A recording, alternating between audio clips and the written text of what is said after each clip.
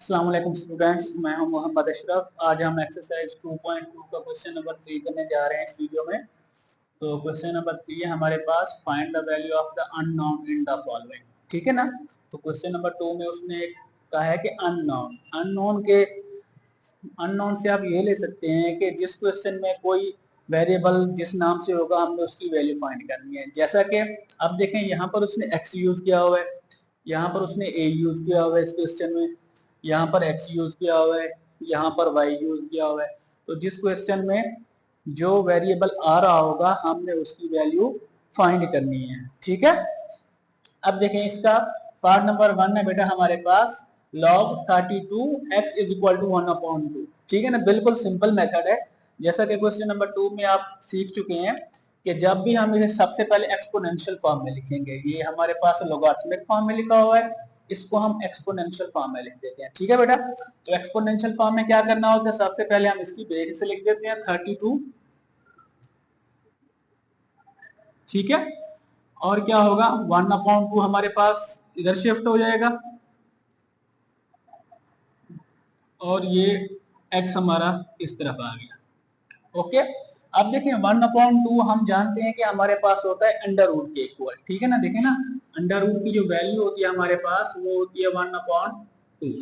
Under root की value क्या होती है, 1/2। अब देखें, 32 के ऊपर अंडर रूट 1/2 आ रहा है, तो हम 32 के ऊपर बेटा अंडर रूट लिख देते हैं। Okay, is equal to x। अब देखें, 32 को हम क्या लिख देते हैं, 16 multiply 2। Okay, is equal to x। अब देखें, 16 का भी अंडर रूट आ रहा है और 2 का भी अंडर रूट आ रहा है। 16 का अंडर रूट क्या आएगा, 4, और 2 का अंडर रूट हमारे पास कंप्लीट नहीं आता, तो 16 का अंडर रूट लेते हैं तो वो 4 बाहर आ जाएगा, लेकिन 2 के ऊपर अंडर रूट अभी रहेगा। तो हम इसे लिख देते हैं 4 under root 2 is equal to x। ये है हमारे पास वैल्यू पहले क्वेश्चन की। यहाँ पर उसने x यूज किया हुआ था तो हमने x की वैल्यू फाइंड करके दी थी। ठीक है बेटा। पार्ट नंबर 2 में है, यहाँ पर उसने एक चीज यूज की हुई है a, तो इस क्वेश्चन में हमने a as a base use किया हुआ है। ठीक है ना। तो हमने a की वैल्यू फाइंड करनी है। तो सबसे पहले जैसे हम एक्सपोनेंशियल मेथड में लिखते हैं, क्या लिखेंगे, सबसे पहले a लिखेंगे। ठीक है, 1/2 इस तरफ मूव हो जाएगा और 3 हमारा इस तरफ मूव हो जाएगा। ठीक है। जैसा कि आप जानते हैं 1/2 किसके इक्वल होता है, अंडर रूट के, तो a के ऊपर हम अंडर रूट लिख देते हैं। इधर से क्या आ रहा है बेटा हमारे पास, 3 आ रहा है। ठीक है। हमें चाहिए वैल्यू a की, लेकिन यहां पर क्या आ रहा है, अंडर रूट a। ठीक है। तो अंडर रूट को कैंसिल करने के लिए क्या लिया जाता है, स्क्वायर। तो यहां पे हम लिख देते हैं taking a square both side, taking square both side. Both side बेटा हम स्क्वायर लेते हैं। ठीक है। a अंडर रूट का भी स्क्वायर ले लेते हैं और 3 का भी हम स्क्वायर ले लेते हैं। तो अंडर रूट से 2 कैंसिल हो जाएगा, a आ जाएगा हमारे पास, 3 का स्क्वायर लेंगे तो वो आएगा हमारे पास 9। तो क्वेश्चन नंबर 3 का पार्ट नंबर 2 भी हमारे पास सॉल्व हो गया और a की वैल्यू बेटा हमारे पास आई है 9। बिल्कुल आसान क्वेश्चन है। ठीक है। पार्ट नंबर 3 देखते हैं। यहाँ पर उसने एक वेरिएबल यूज किया हुआ है x। तो क्या करते हैं, इसे सबसे पहले एक्सपोनेंशियल फॉर्म में लिखते हैं। 4 यहाँ आ जाएगा हमारे पास, 3/2 यहाँ आ जाएगा और x हमारा इस तरफ आ जाएगा। ठीक है। तो अब देखें, हम इसको लिख सकते हैं 4 की power 3 into 1/2 is equal to x। अब देखें, 4 की पावर 3 बेटा हमारे पास होता है 64 के, और उसकी पावर कितनी आ रही है, 1/2 इज इक्वल टू x। और 1/2 जैसा कि आप जानते हो किसके बराबर होता है बेटा, अंडर रूट के बराबर होता है। तो 1/2 की जगह हम क्या लिख देते हैं 64 के ऊपर, under root is equal to x। और 64 का जो अंडर रूट होता है ना, वो होता है बेटा हमारे पास 8, वो आ जाएगा x। ये है हमारे पास आंसर पार्ट नंबर 3 का। आई होप कि आपको ये अच्छे से समझ आ गया होगा। ठीक है बेटा, जब भी आप मैथ समझा करें तो मुकम्मल कंसंट्रेशन के साथ समझा करें। पार्ट नंबर 4 है हमारे पास। तो यहाँ पर उसने हमें अंडर y यूज किया हुआ है इस क्वेश्चन में, क्योंकि अननोन हमारे पास यहाँ पर y आ रहा है, तो इसमें हम y की वैल्यू फाइंड करेंगे। ठीक है बेटा, अब देखें इसे सबसे पहले एक्सपोनेंशियल फॉर्म में लिखते हैं, अंडर रूट 5 लिख लेते हैं। y हमारा इस तरफ मूव आ जाएगा और 25 इस तरफ आ जाएगा। ठीक है, अब देखें अंडर रूट की वैल्यू क्या होती है, तमाम बच्चे जानते हैं कि 1/2 होती है, और बाहर क्या आ रहा है हमारे पास बेटा, y आ रहा है, और इधर से 25 को हम लिख सकते हैं 5 मल्टीप्लाई 5, 5 5 25। ठीक है, अब देखें 1 को y से मल्टीप्लाई करेंगे तो 5 की पावर क्या हो जाएगी, y/2, और इधर से एक पावर इसकी हो जाएगी, एक पावर इसकी, 5 की पावर कितनी हो जाएगी 2। जब बेसेस सेम और दरमियान मल्टीप्लाई हो तो एक्सपोनेंट ऐड हो जाते हैं। अब देखें ये भी 5, ये भी 5, तो एक्सपोनेंट के लॉ के हिसाब से मुताबिक अगर बेसेस सेम हो और इक्वल आ रहा हो तो उनके एक्सपोनेंट भी बेटा सेम हो जाते हैं। तो 5 इज इक्वल टू 5 आ रहा है, तो y/2 ये भी बेटा इक्वल होगा हमारे पास 2 के।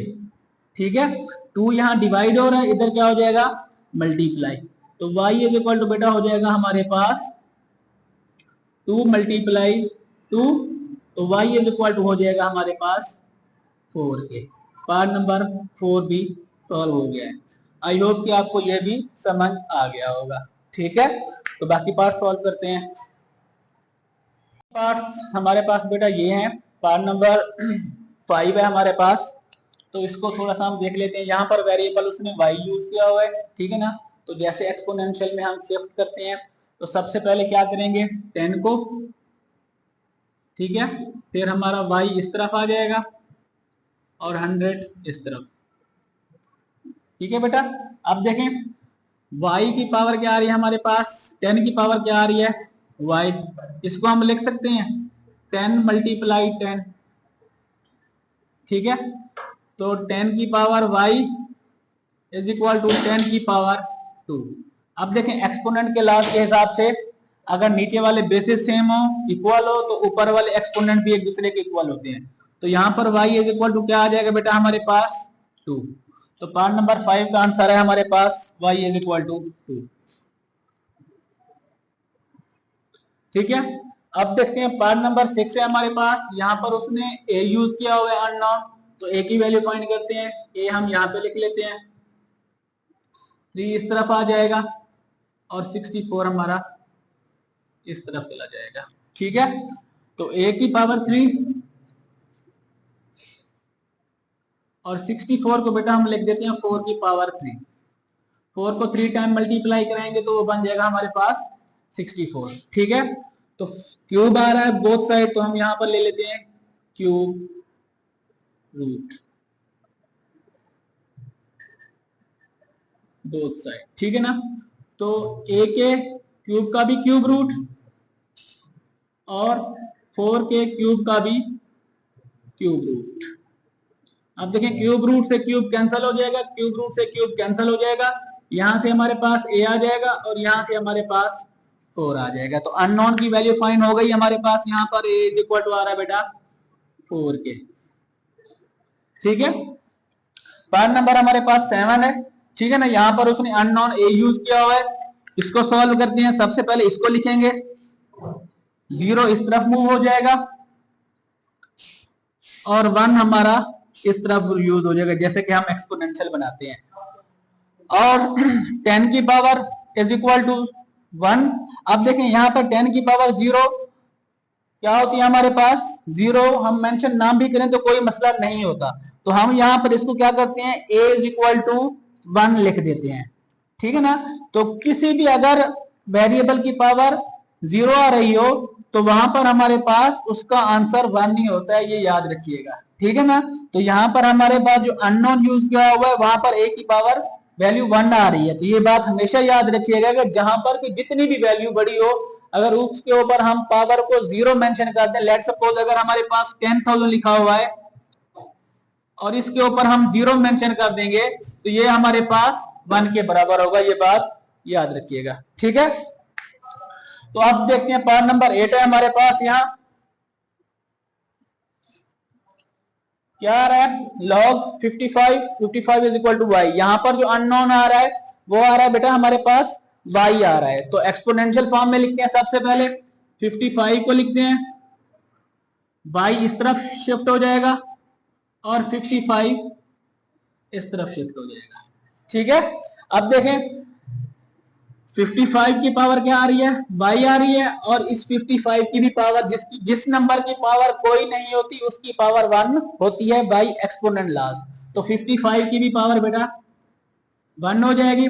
तो y इज इक्वल टू क्या आ जाएगा, देखें यहां पर भी 55, यहां पर भी 55। तो एक्सपोनेंट लॉज के हिसाब से अगर बेसिस सेम और दरमियान में इक्वल आ रहा हो तो उनके एक्सपोनेंट भी एक दूसरे के इक्वल होते हैं। तो यहां पर y इज इक्वल टू बेटा हो जाएगा हमारे पास 1 के। तो पार्ट नंबर 8 भी हमारे पास सॉल्व हो गया है, ठीक है। पार्ट नंबर 9 देखते हैं यहां पर हम।